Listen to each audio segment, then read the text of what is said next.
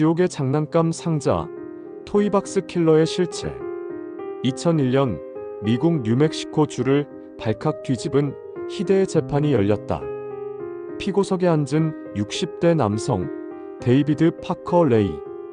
그는 이웃들 사이에서 평범하고 성실한 공원 관리인으로 알려져 있었다. 하지만 그의 집 뒷마당에서 발견된 것은 평범함과는 거리가 먼, 상상조차 할 수 없는 끔찍한 비밀이었다. 그것은 바로 토이박스라 불리는 지옥의 문을 여는 열쇠였다. 제일장 평범한 이웃의 두 얼굴. 뉴멕시코의 조용한 도시 트루스 오어 컨시퀀시스.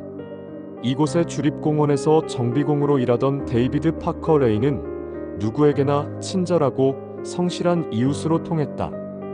4번의 이혼 경력이 있었지만 당시 여자친구인 신디 앤디와 함께 조용한 노년을 보내는 듯 보였다.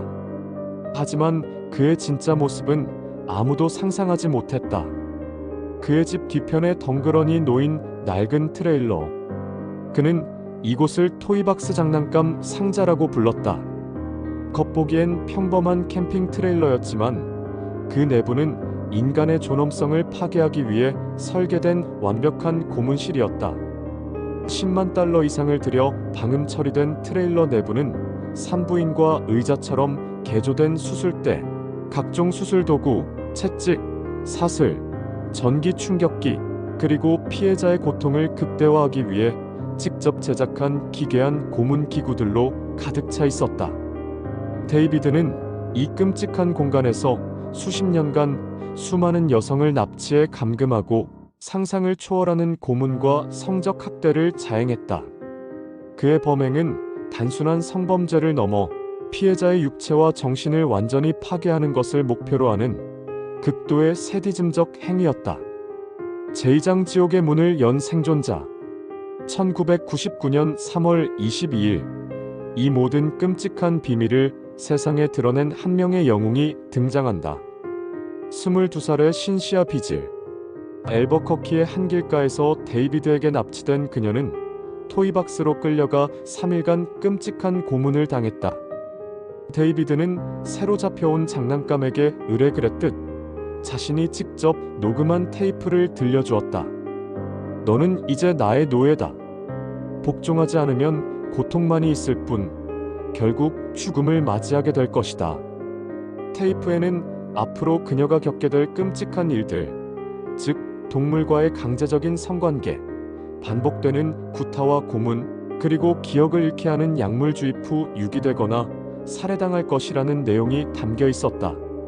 절망의 나락으로 떨어진 신시아. 하지만 그녀는 포기하지 않았다.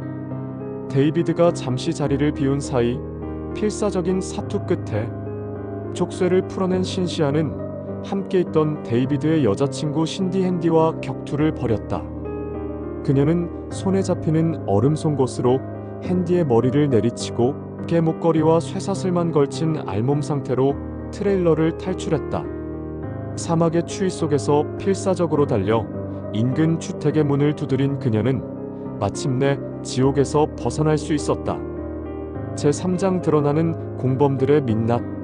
신시아의 용기 있는 증언으로 경찰은 즉시 데이비드 파커 레이의 집을 급습했다. 그리고 그곳에서 발견된 토이박스의 실체는 베테랑 수사관들조차 경악하게 만들었다. 트레일러 내부에서는 수많은 고문 도구와 함께 피해자들의 것으로 보이는 옷가지와 보석류, 그리고 데이비드가 직접 기록한 상세한 고문 일지와 그림들이 발견되었다. 수사가 진행되면서 더욱 충격적인 사실이 밝혀졌다. 이 끔찍한 범행은 데이비드 혼자만의 소행이 아니었다. 그의 곁에는 범행을 적극적으로 돕는 공범들이 있었다.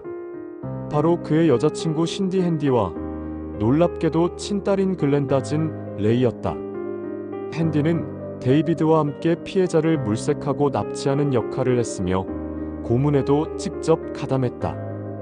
딸 글렌다는 심지어 아버지가 여성을 고문하는 동안 피해자의 아이를 돌보는 등 상식적으로 이해하기 힘든 모습으로 범행을 도왔다. 그들은 데이비드의 가학적인 성적 판타지를 충족시키기 위한 완벽한 조력자였던 것이다. 이외에도 그의 친구 데니스 로이 옌시 등 여러 인물이 공범으로 지목되었다. 제사장 심판, 그러나 남겨진 미스터리. 데이비드 파커 레이는 신시아 빚을 납치 및 고문 혐의로 재판에 넘겨졌다. 그는 법정에서 자신의 혐의를 일부 인정하면서도 살인 혐의에 대해서는 완강히 부인했다. 그는 피해자들에게 기억을 잃게 하는 약물을 주사한 뒤 길가에 유기했을 뿐 결코 죽이지는 않았다고 주장했다. 실제로 FBI의 대대적인 수색에도 불구하고 그의 집 주변에서 시신은 단 한 구도 발견되지 않았다. 이 때문에 검찰은 그를 살인 혐의로 기소하지 못했다. 하지만 공범들의 증언에 따르면 데이비드는 최소 40명에서 60명에 달하는 여성을 살해했다고 전해진다. 그는 실패작들은 처리했다고 말하며 시신을 유기했다고 자랑처럼 떠벌리기도 했다. 결국 2002년 데이비드 파커 레이는 납치 및 고문 등의 혐의로 224년의 징역형을 선고받았다. 하지만 그는 복역한 지 얼마 지나지 않아 교도소에서 심장마비로 사망했다. 그의 죽음으로 수많은 실종 여성들의 행방과 토이박스의 모든 비밀은 영원히 미궁 속에 빠지게 되었다. 수십 년간 평범한 이웃에 가면 뒤에 숨어 인간이 상상할 수 있는 가장 끔찍한 악행을 저지른 데이비드 파커 레이. 그의 이야기는 우리 주변의 평범함 속에 얼마나 무서운 진실이 숨어 있을 수 있는지를 보여주는 충격적인 서프라이즈로 남아있다. 과연 그의 토이박스에서 사라져간 수많은 여성들의 진실은 언젠가 밝혀질 수 있을까?